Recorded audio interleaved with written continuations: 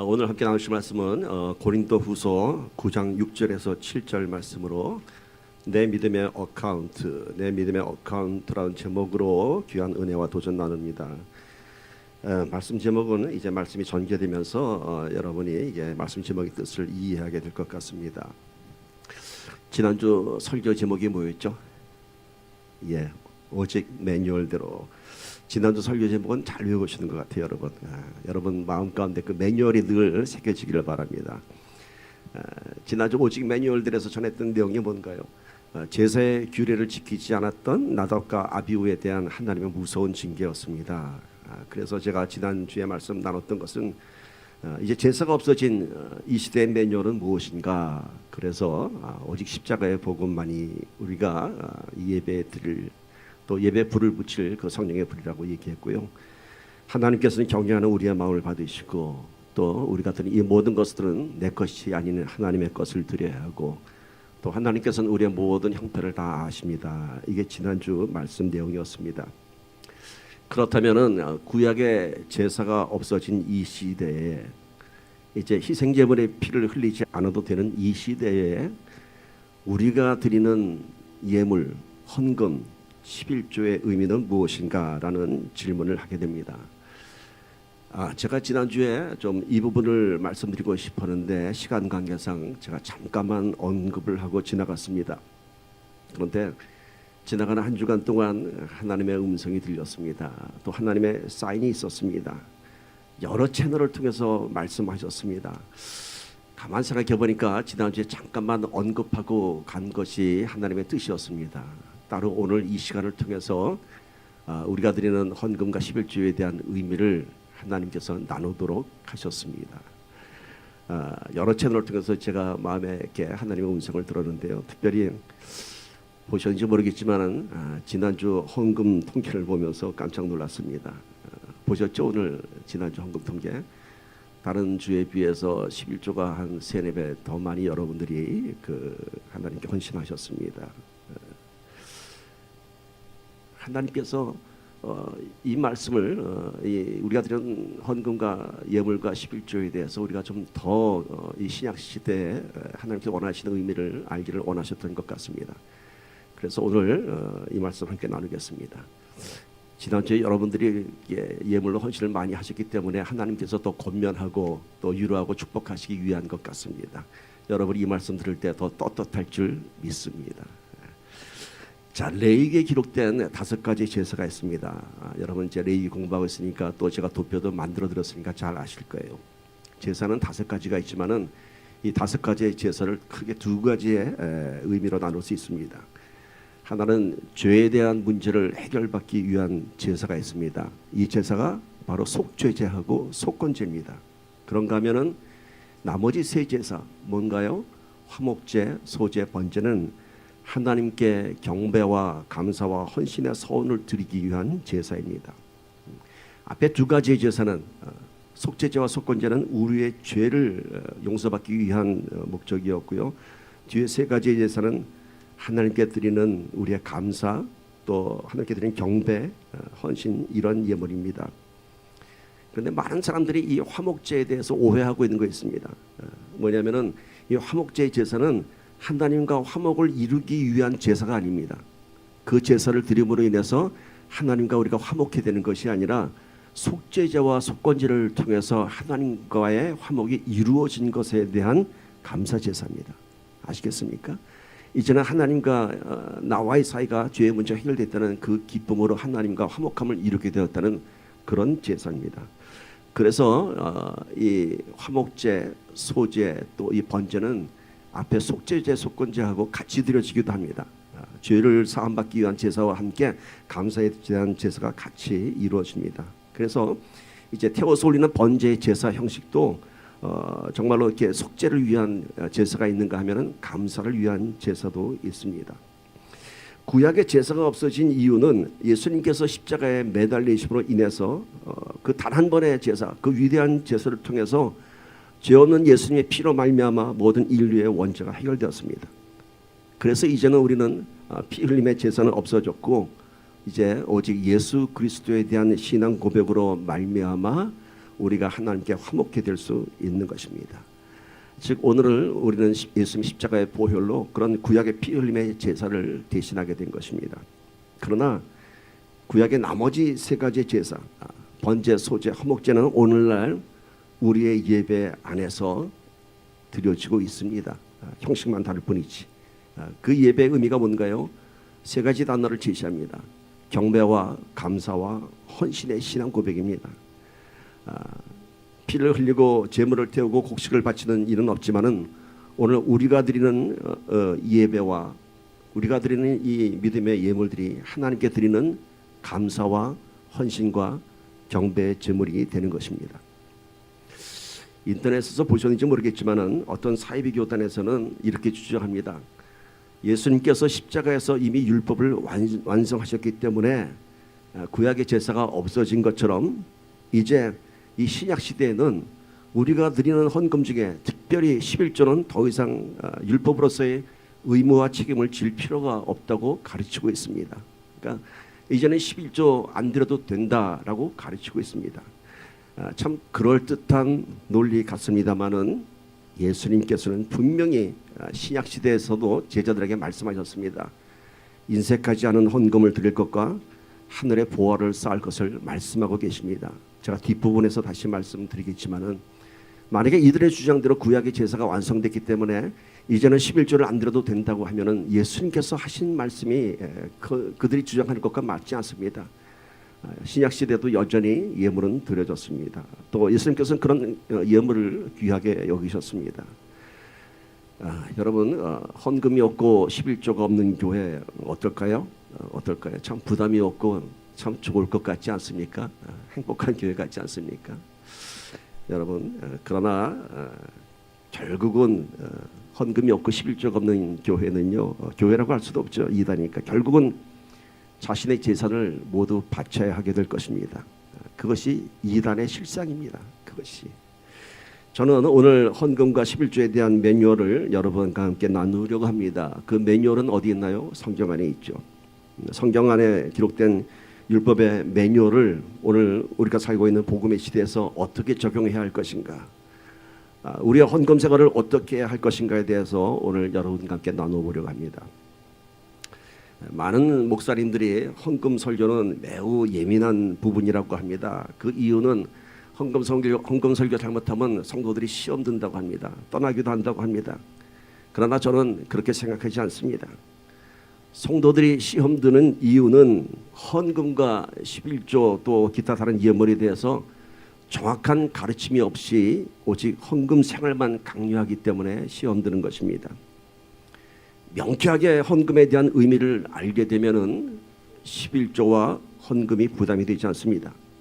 오히려 헌금 생활이 큰 기쁨이 되고 감사가 되고 믿음이 자라는 원동력이 됩니다. 제가 그동안 설교 가운데 가끔 11조의 의미나 헌금의 의미를 언급했지만은 오늘은 이것을 설교의 메인 주제로 삼아서 여러분과 함께 나누려고 합니다. 오늘 잘 들으셔서 나중에라도 다른 사람들과 이 헌금과 11조에 대한 얘기가 나온다면은 오늘 이 말씀을 잘 새겨들어서 잘 정리하기를 부탁드립니다. 구약의 제사의 장소를 회막이라고 했습니다. The Tent of Meeting이라고 얘기했습니다. 지난주에. 그러니까 오늘 우리의 이 예배도 어떤 예배요? 하나님을 만나는 예배입니다.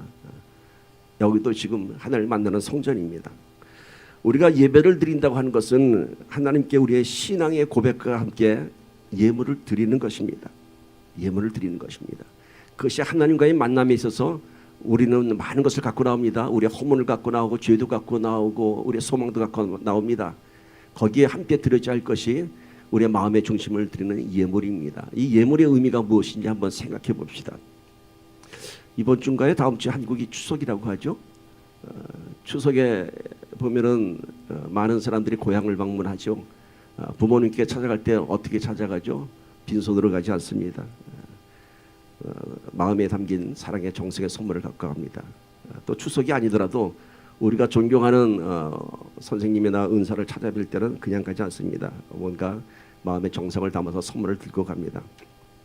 마찬가지입니다. 오늘 우리가 예배에 나오는 우리들은 하나님께 대한 경배와 감사와 헌신의 예물을 들고 나오는 것입니다. 이것이 헌금 예물의 의미입니다. 제가 세 가지 단어 얘기했죠. 뭐라고요? 경배와 헌신과 또 그 안에 감사가 들어 있습니다. 자, 구약의 각 제사에서 각 제사를 위한 제물을 구별한 것처럼 따라서 우리가 드려지는 이 헌금도 우리의 신앙 고백에 따라서 구별되는 것입니다. 11조는 자기 소득의 열의 하나를 구별합니다. 그래서 11조는 구약 시대에서부터 율법으로 적용되었습니다. 그것이 관습과 전통이 되어서 아마 여기까지 내려온 것 같습니다. 그런가 하면은 감사는 말 그대로 하나님과의 화목함, 삶 속에서의 여러 가지 감사한 조건에 대한 예물입니다. 헌신의 예물은 뭔가요? 오늘 우리들이 받는 헌금 봉투에 보면 여러 가지 항목이 있죠. 그 중에서 건축 헌금, 선교 헌금, 지정 헌금 등 이런 항목들은 나의 헌신에 대한 예물입니다. 내가 이쪽에 이렇게 헌신하겠습니다라고 하는 것입니다. 경배의 예물은 예배마다 하나님을 경외하는 마음으로 드리는 헌금입니다. 이것은 우리가 매주 드리는 주일 헌금에 해당합니다. 이 자리에 나올 때 그냥 나오지 않은 하나님을 경배하는 마음입니다.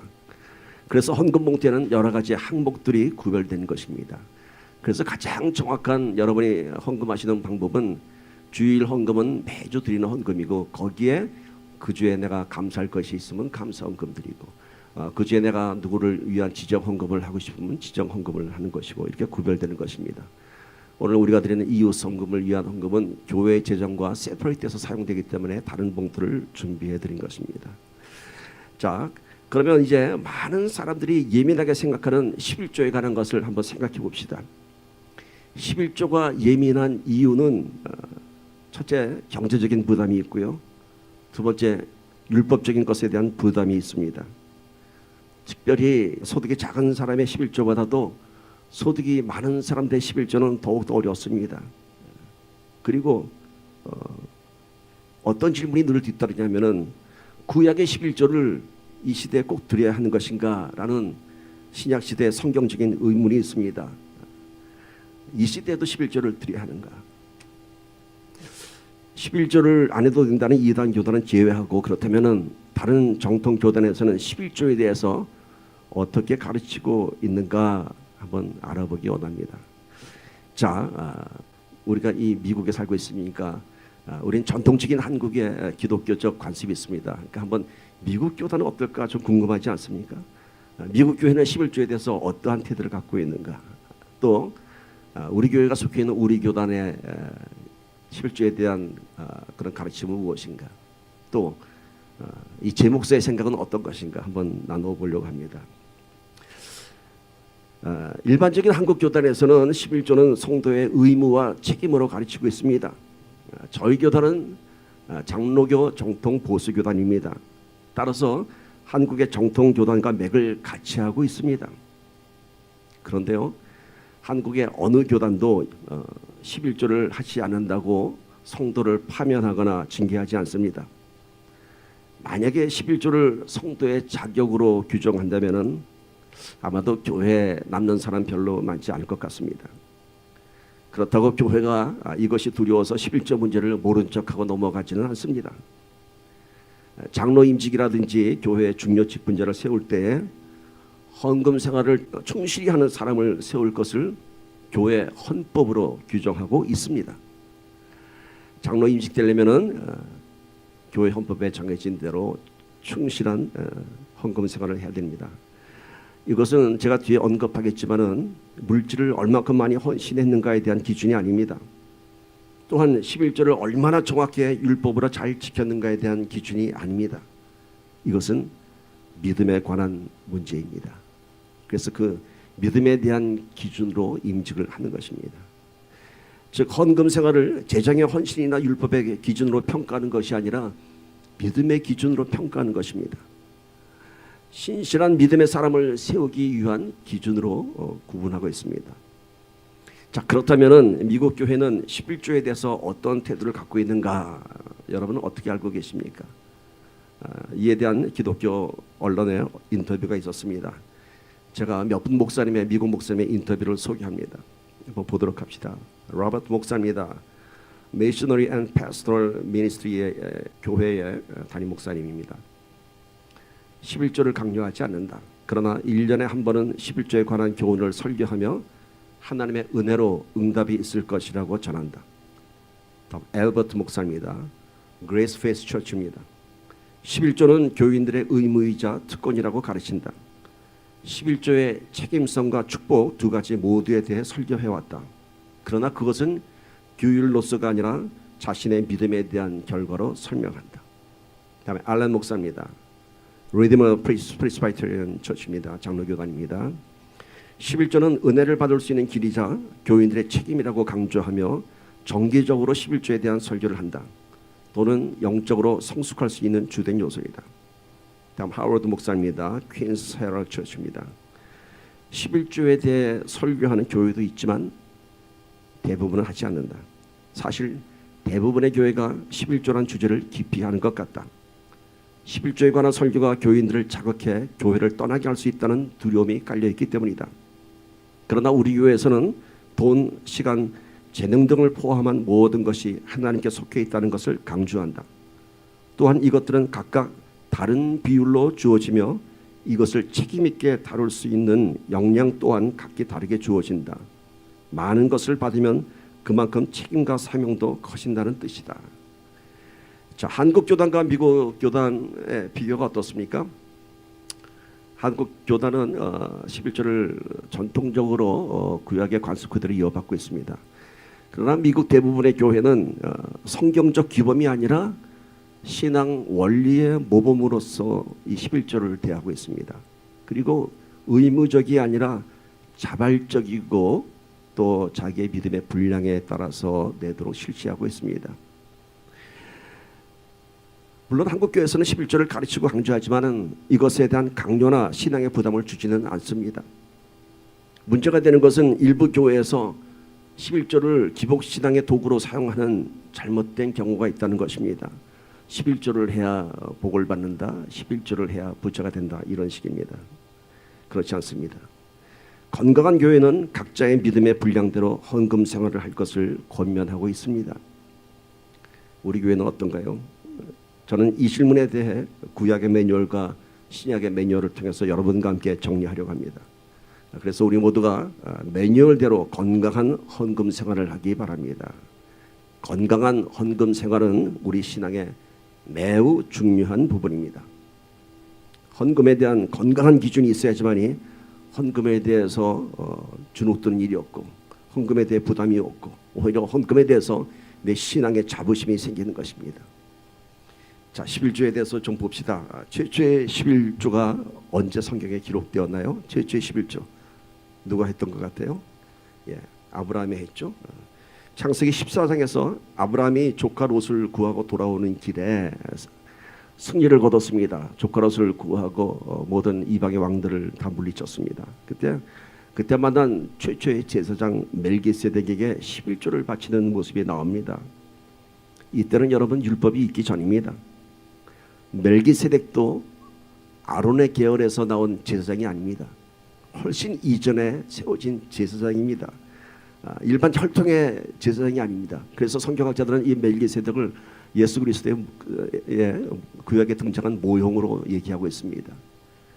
이스라엘의 제사장이 생기기 이전에 이미 하나님께서는 멜기세덱을 제사장으로 세우셨습니다. 이 최초의 11조 아브라함이 드린 11조는 율법의 11조가 아니었습니다. 바로 감사와 경배의 예물이었던 겁니다. 하나님께서 승리를 주셨던 것에 대한 감사의 예물이었고요. 하나님의 그 권능에 대한 경배였습니다. 최초 11조는 의무로 드려진 것이 아니라 율법으로 드려진 것이 아니라 아브라함이 지극히 높으신 하나님을 찬양하는 그러한 신앙 고백이었습니다. 그 후에 창세기에 잠깐 야곱이 11조에 대한 서원을 하는 것이 창세기 28장에 기록됩니다.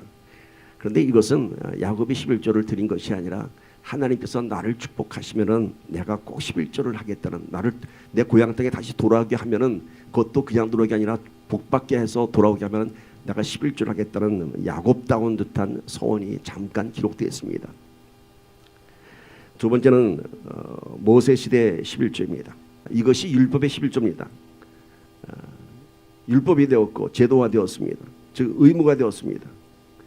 광야에서 젖과 꿀이 흐르는 가나안 땅으로 들어간 후에 그들은 모든 소산의 10분의 1을 하나님께 드려야 했습니다.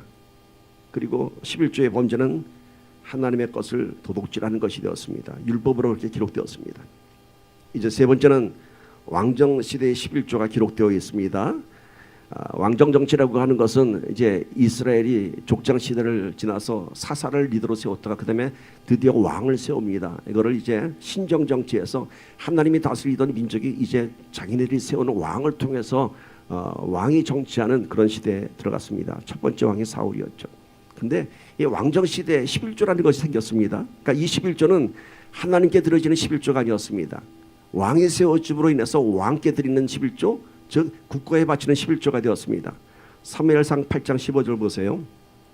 그가 또 너희의 곡식과 포도원 소산의 11조를 거두어 자기의 관리와 신하에게 줄 것이며, 자, 왕에게 바치는 11조였습니다. 여기서 말하는 그가라고 하는 것은 왕입니다.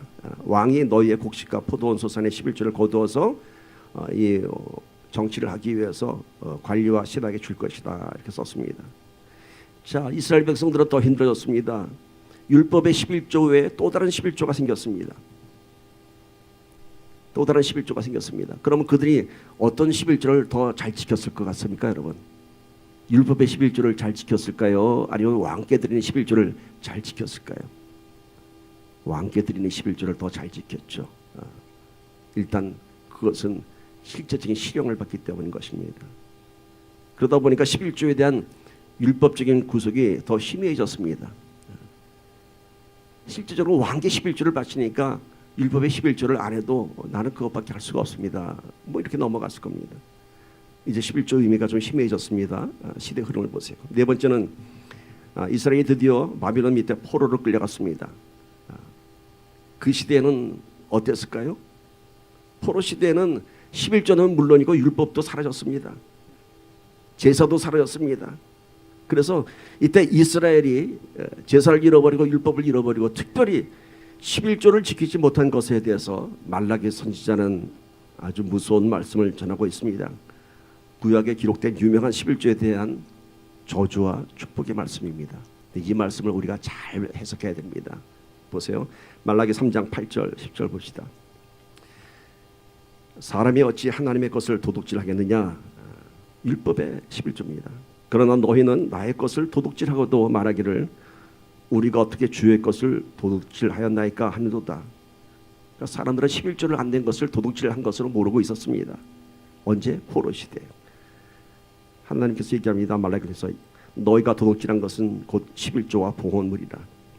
너희 곧 온 나라가 나의 것을 도둑질하였으므로 너희가 저주를 받았느니라. 10절 보세요. 만군의 여호와가 이르노라 너희의 온전한 11조를 창고에 들여 나의 집에 양식이 있게 하고 그것으로 나를 시험하여 내가 하늘 문을 열고 너희에게 복을 쌓을 것이 없도록 붙지 아니하나 보라. 자, 말라기 선지자가 얘기합니다. 지금 너희가 저주를 받은 이유는, 포로 시대에 이게 처참하게 민족이 말살된 이유는 너희가 하나님 것을 훔쳤다. 그게 뭐냐? 11조와 봉헌이야. 근데 이제 너희가 예루살렘으로 돌아왔으니까 이제 한번 11조를 창고에 들어가라. 내가 너에게 복을 쌓을 것이 없도록 붙겠다. 이렇게 얘기합니다. 결국 이 말씀을 여러분 지금 이 시대에 적용해서 11조를 안 하면 저주받고 11조를 하면은 축복받는다 이렇게 하면 절대로 안 됩니다. 절대로 안 됩니다. 많은 목사님들이 예전에 이거 갖고 11조 강조하는 설교하셨습니다. 오늘 이 말라기 선지자의 이 말씀은요, 당시 시대에 국한돼서 얘기하는 것입니다. 이스라엘 백성들이 제사를 잃어버리고 율법을 잃어버린 이 비참한 시대에 대해서 너희가 회복해야 하는 것이 제사와 율법과 말씀과 거기에 11조라고 하는 것입니다. 이를 통해서 민족이 회복할 것을 말씀하신 것입니다. 그러니까 이 말라기 말씀을 여러분 저주와 축복으로 받아들이면 안 되고요, 이스라엘의 역사 가운데 한 페이지로 여러분이 적용하시면 될 것 같습니다. 자, 다섯 번째 신약 시대의 11조를 봅시다. 신약 시대의 11조가 없어졌나요? 예수님께서 십자가에 못 박히셔서 아주 율법이 사라졌나요? 누가 11조를 열심히 했죠? 여러분, 신약 시대에서 제일 열심히 11조 된 사람이 누구 같아요? 바리새인들이에요. 바리새인들. 율법을 지키는 그 사람들. 그리고 바리새인들뿐만 아니라 많은 초대교회 사람들도 헌금을 했습니다. 여전히 11조는 율법으로 지속되었고, 그런데 그것은 그 11조는 바리새인들의 외식하는 도구가 되고 말았습니다. 외식하는 도구.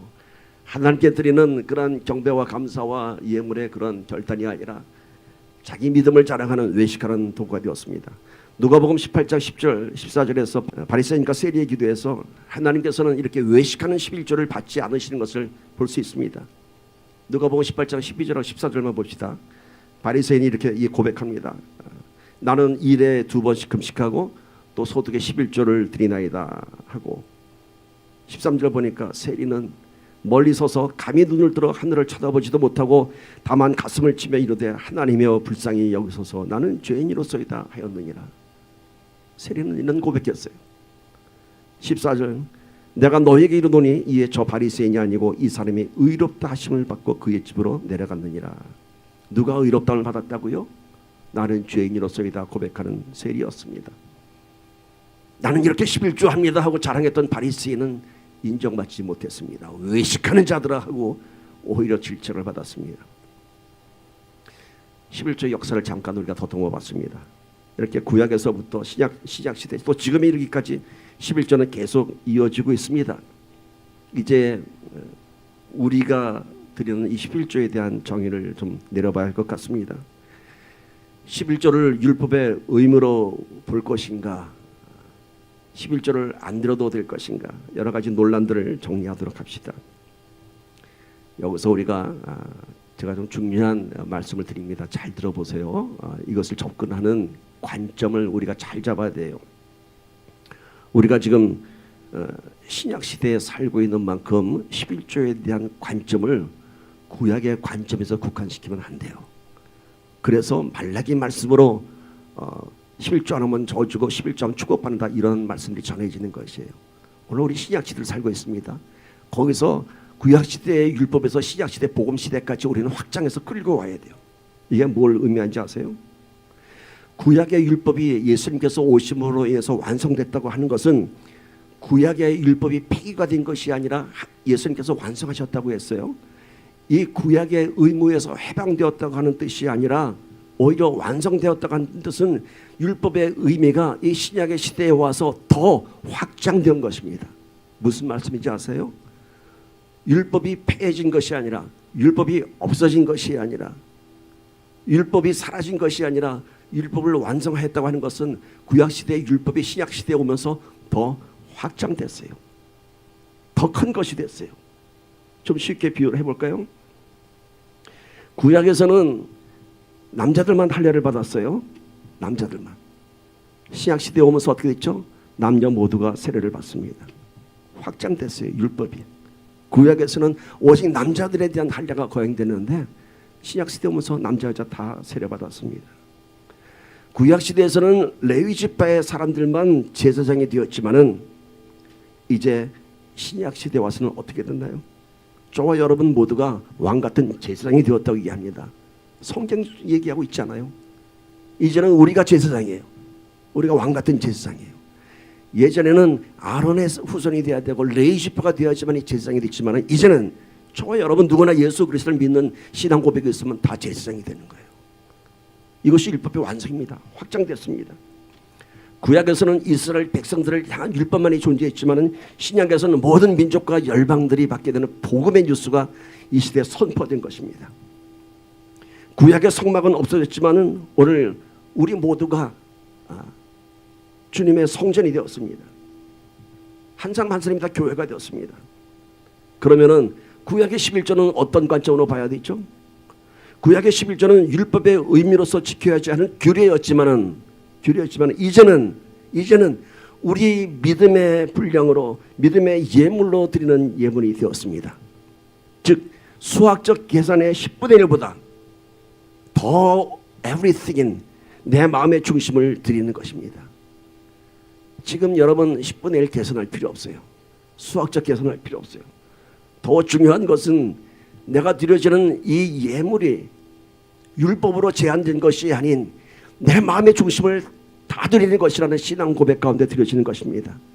그리고 더 중요한 것은 내가 드리는 이것이 내 것이 아닌 하나님의 것임을 고백하는 것입니다. 자, 그러면 여러분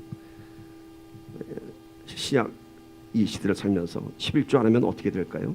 11조 안 하면 우리가 신앙생활하면서 말라기 말씀처럼 11조 안 하면 저주이고 11조 하면 축복이다라고 한다면은 그러면 아주 쉽습니다. 우리 고민할 필요 없습니다.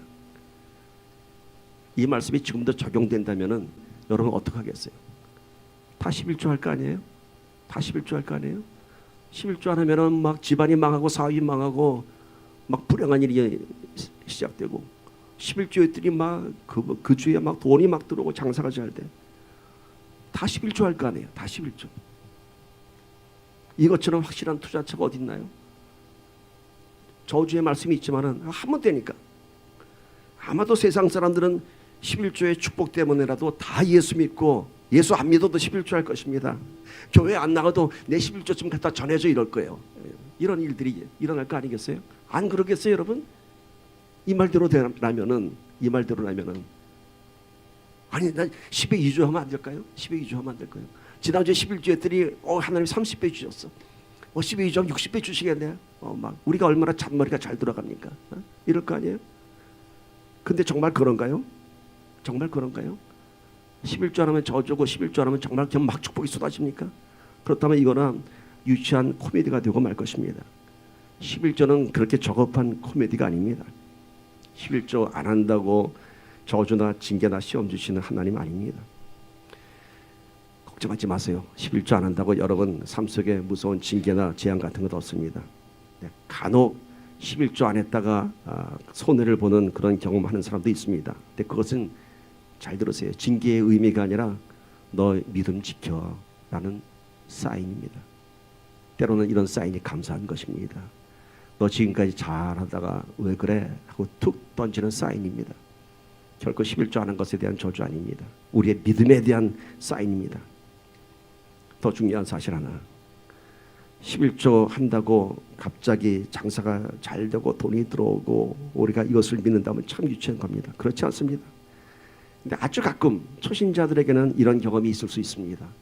처음 예수 믿고 정말 교회에서 목사님 말씀하신 대로 11조를 드렸는데 정말로 그러네 하면서 그런 경험하는 사람들이 있습니다. 그러나 이것이 항상 그런 것은 아닙니다. 11조 했다고 항상 그렇게 every time 그것에 대한 보상이 있는 건 아닙니다. 아직 믿음이 어리기 때문에 가끔 11조의 축복을 경험할 수도 있습니다. 이것을 통해서 하나님께서 사랑하는 내 아들아, 사랑하는 내 딸아, 내가 너의 진짜 하나님이야 라는 것을 믿게 하기 위해서인 것입니다. 11조는 결코 우리가 물질의 축복을 받는 수단이 아닙니다. 그러면 여러분 왜 11조를 우리가 해야 할까요? 해도 그만 안 해도 그만이라면, 안 해도 괜찮고 해도 뭐 별별 일 없다면은 그러면 안 하는 게 맞지 않습니까?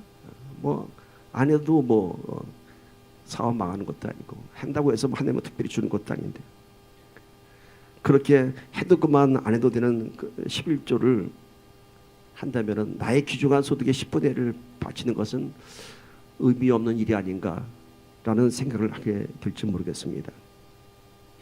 여러분 11조의 본질은요 의무이기 때문에 하는 것도 아니고, 11조의 본질은 저주가 있을까 봐 두려워서 하는 것도 아니고, 11조를 하면은 축복을 받기 때문에 하는 것도 아니고, 11조는 바리새인처럼 나의 믿음을 자랑하기 위한 것도 아닙니다.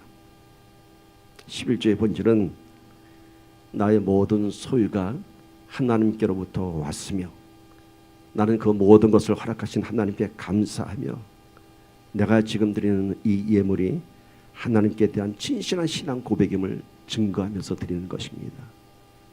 11조는 그걸로 하나님과 딜하는 게 아니에요. 하나님께서 나한테 이렇게 오늘 이만큼 주셨군요. 물론 다른 사람보다 가난할 수 있습니다. 물론 다른 사람보다 더 어려운 형편일 수 있습니다. 그러나 우리 안에 진정한 믿음이 있다면은 내 안에서 그것마저도 감사할 수 있는 믿음의 고백이 생기는 것입니다. 물론 우리는 지금 이 시대에서도 11조라고 호칭을 합니다만은 지금은 굳이 수학적 계산을 할 필요 없습니다. 이것 때문에 질문하는 사람들 많아요. 목사님 11조 어떻게 계산해야 되나요? 네트로 해야 되나요? 그로스로 해야 되나요? 뭐 세금 텍스 이전에 내야 돼요? 텍스 제하고 내야 돼요? 장사하는 사람은 그 원가 계산해야 돼요? 안 해야 돼요? 뭐 아주 골치 아파져요. 뭐 CPA 뭐 불러야 돼요. 근데 실제로 락펠러는 CPA를 고용했어요. 락펠러는 왠지 아세요? 덜 낼까봐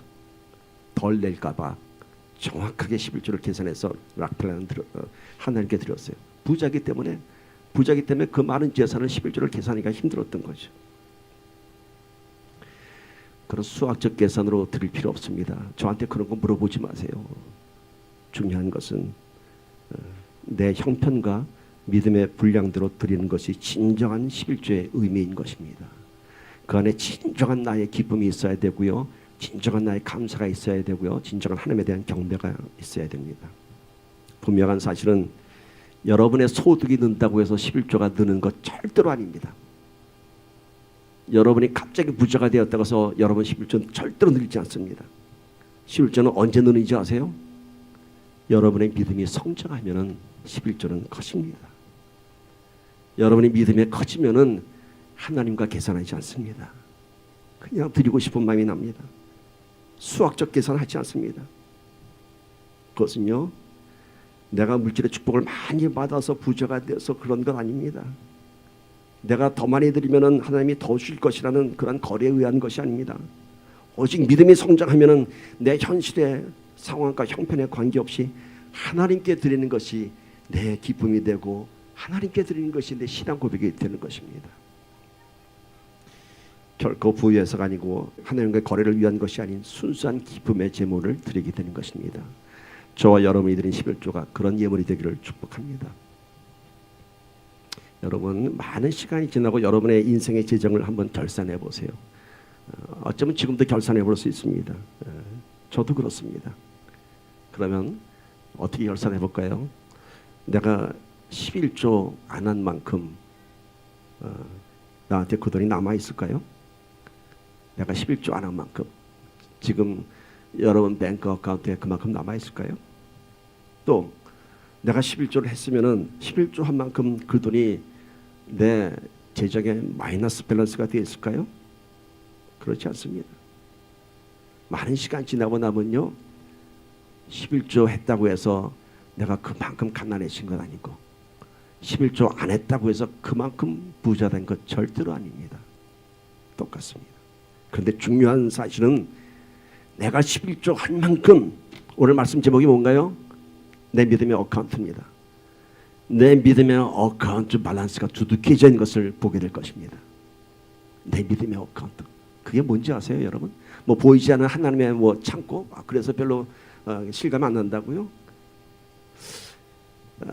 제 간증이라서 좀 할까 말까 많이 망설였는데 여러분의 이해를 돕기 위해서 좀 해야겠다고 생각했습니다.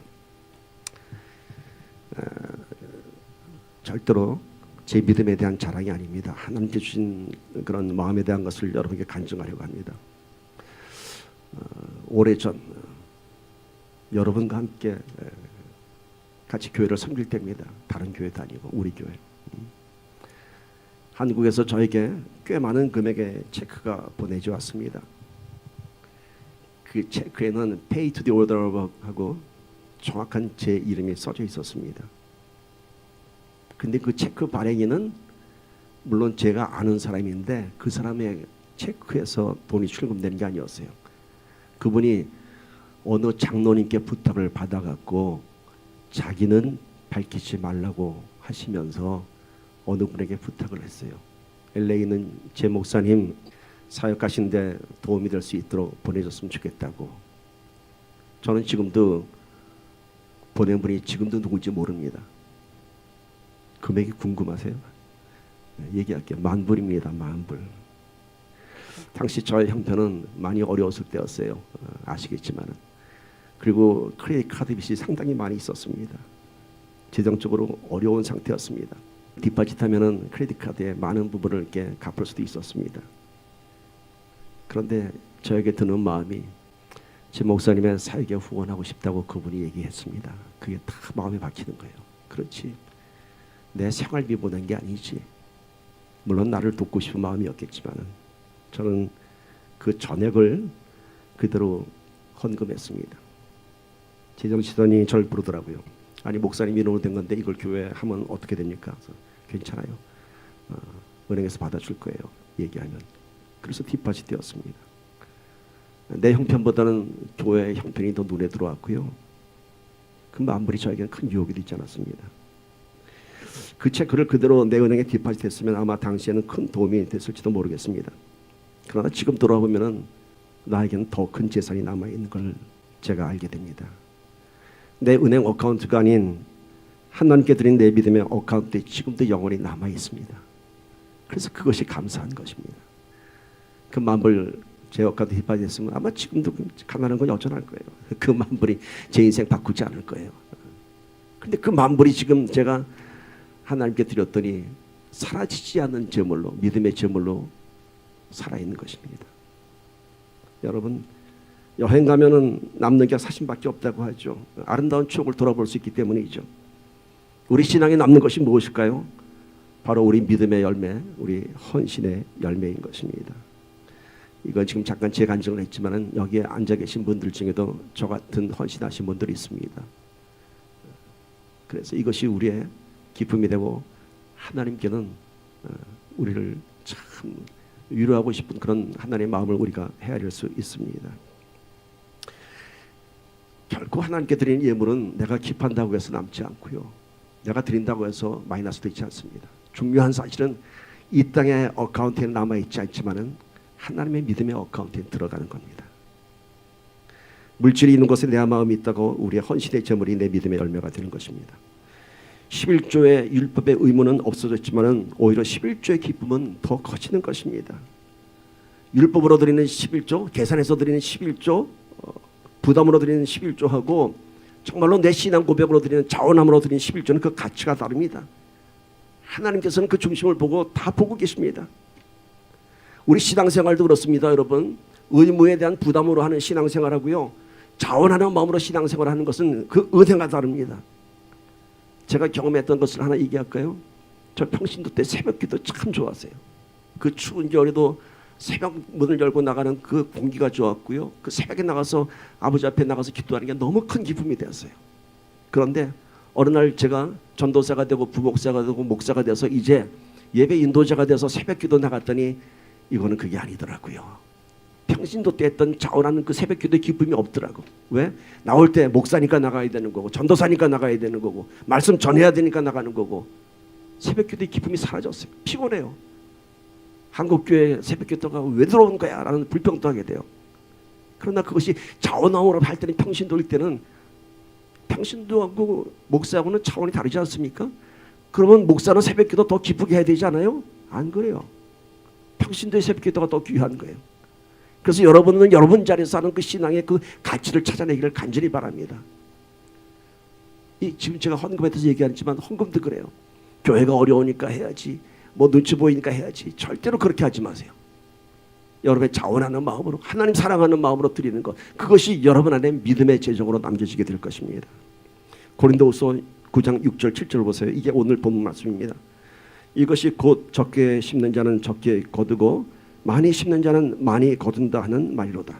각각 그 마음에 정한 대로 할 것이요 인색함으로나 억지로 하지 말지니 하나님은 즐겨내는 자를 사랑하시느니라. 아멘. 아멘.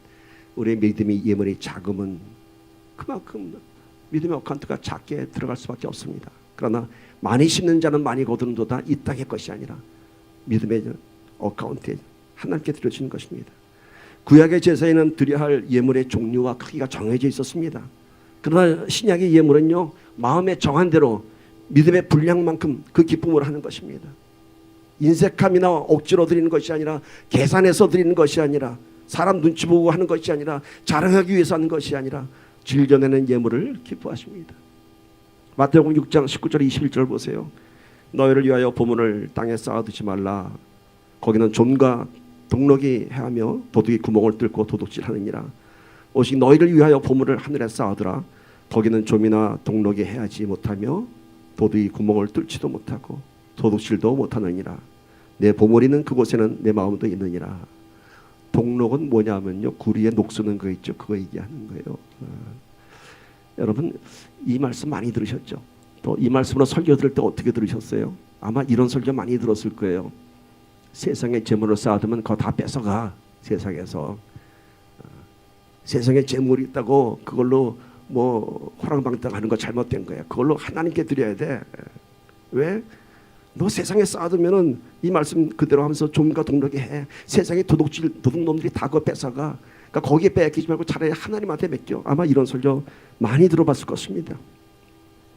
더 깊이 묵상해 보세요. 그런 뜻 아니에요. 이 말씀의 의미는요, 세상의 도둑이 우리의 물질을 도둑질하는 것이 아니라, 잘 들으세요, 여러분의 물질이 여러분의 믿음을 도둑질하는 것입니다. 아시겠어요? 내가 물질 갖고 있으면 세상이 내 거 다 뺏어 먹어서 내가 그럴 바에 차라리 하나님께 드리지, 이게 아니에요. 내가 그 물질을 갖고 있으면은, 그 물질을 다스리지 못하면은 그 물질이 여러분의 믿음을 도둑질하게 됩니다. 세상의 물질이 풍요하면은 세상의 마음 빼앗기게 됐습니다. 그래서 물질이 있는 곳에 네 마음이 있다 하지 않습니까? 그 물질을 하늘에 쌓아두라라고 하는 것은 믿음을 지키라는 것입니다. 믿음을 지키라. 11조. 여러분, 오늘 주보에 보면은 이 주에 말씀이 있습니다. 거기다 제가 넣어놨습니다. 보세요. 고린도후서 9장 10절 11절 보세요. 심는 자에게 뭘 준다고요? 씨와 먹을 양식을 주시는 이가 너희 뭘 줘요? 심을 것을 주사 풍성하게 하시고 너희 의의 열매를 더하게 하시니. 무슨 열매? 의의 열매, 믿음의 열매. 그래서 너희가 모든 일에 넉넉하여 너그럽게 연보를 하면 그들이 우리로 말미암아 하나님께 감사하게 하는 것이라. 여러분, 하나님께서 뭘 주신다고 했어요? 씨와 먹을 것을 같이 주신다고 했어요. 그런데 우리는 다 먹어버리면 어떻게 될까요? 그 다음에 뿌릴 씨가 없어요. 우리가 드리는 하나님께 대한 그 예물이 바로 이런 씨예요. 이거에 대한 구별이 있어야 되는 것이에요. 농부가 곡식을 추수하면은 절대 다 먹지 않습니다. 그 다음에 봄에 파종할 곡식을 남겨놓습니다.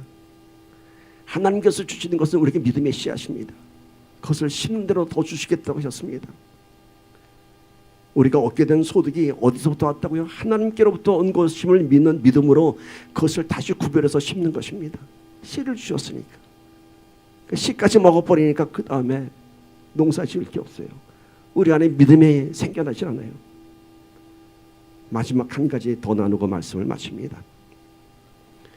여러분, 우리가 11조를 할 수 있을 때, 그때 우리가 행복한 때입니다. 내가 11조를 할 수 있을 때, 그때 여러분이 행복한 시절을 보내고 있습니다. 왜 그런지 아세요? 내가 11조를 할 때 하나님께서 나를 재정의 헌신자로 사용하는 것입니다. 제가 한국에서 선교단 고문 목사로 있을 때입니다. 근데 그 선교단체를 후원하는 장로님이 한 분 계셨는데, 사업하시던 장로님인데 이분이 늘 많은 재정을 부담했어요. 근데 사업이 많이 힘들어졌어요. IMF를 지나고서 많이 힘들어졌어요.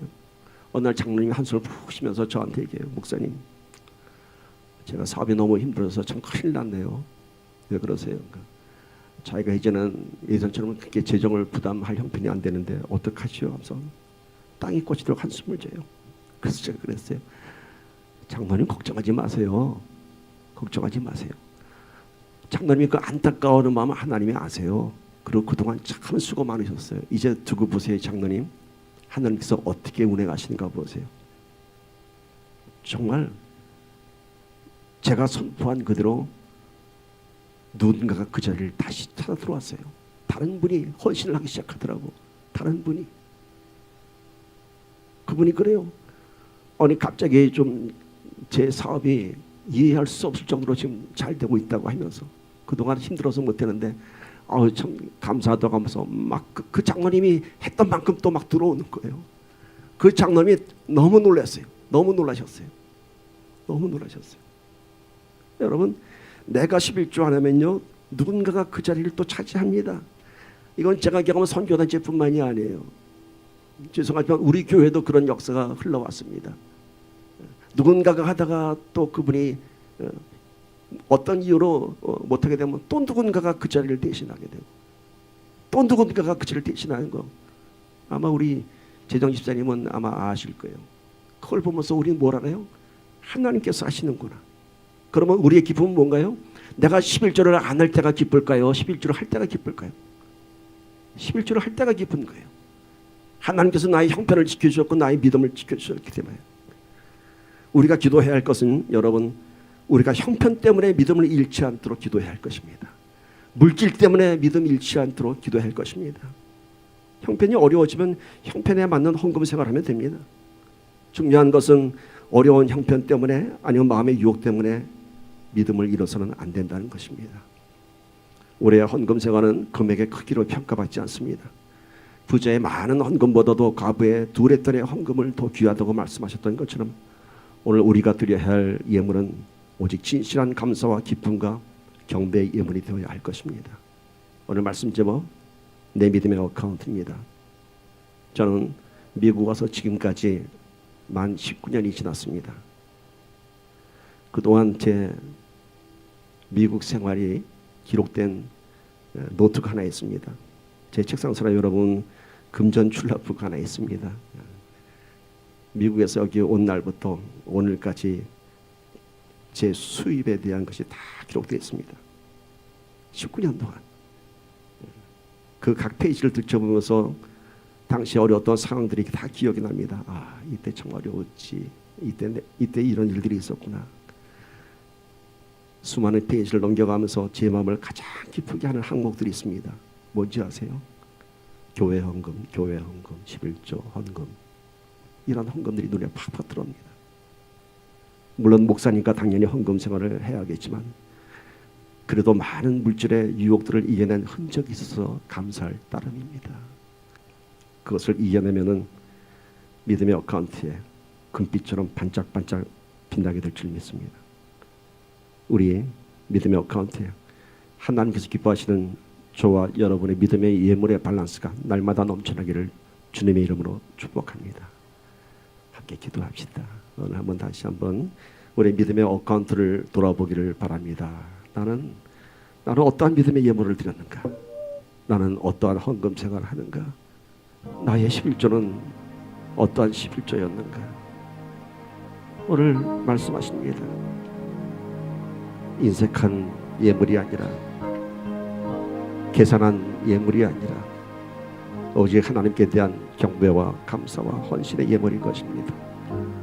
이제는 우리가 드려지는 물질과 헌신이 우리의 기쁨이요 주님의 기쁨이 되어야 할 줄 믿습니다. 형편을 이겨내는 신앙 고백이 날마다 이루어지기를 축복합니다. 함께 기도합시다.